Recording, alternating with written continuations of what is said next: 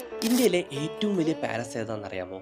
അതും ഇംഗ്ലണ്ടിലെ ബക്കിംഗ്ഹാം പാലസിനേക്കാൾ 4 ഇരട്ടി വലിപ്പമുള്ളത്. എന്നാൽ ഈ കൊട്ടാരം എല്ലാവരും അറിഞ്ഞിരിക്കണം. 1890-ൽ ഗുജറാത്തിലെ ബറോഡ ഭരിച്ചിരുന്ന മഹാരാജ സയാജി റാവോ തന്റെ ആഗ്രഹപ്രകാരം നിർമ്മിച്ച ഈ പാലസിൽ ഇന്നും രാജാവിന്റെ തലമുറയിലുള്ളവർ ജീവിക്കുന്നുണ്ട്. അതുകൊണ്ട് ഇതുതന്നെയാണ് ഇപ്പോൾ ഇന്ത്യയിലെ ഏറ്റവും വലിയ റെസിഡൻഷ്യൽ പാലസും. അതെ, വഡോദരയിലുള്ള ലക്ഷ്മി വിലാസ് പാലസ്. ഇന്നവിടെ ക്യൂനായിട്ട് മഹാരാജ ഫാമിലിയിലുള്ള ക്യൂൻ രാധിക രാജയും ഫാമിലിയുമാണ് താമസം.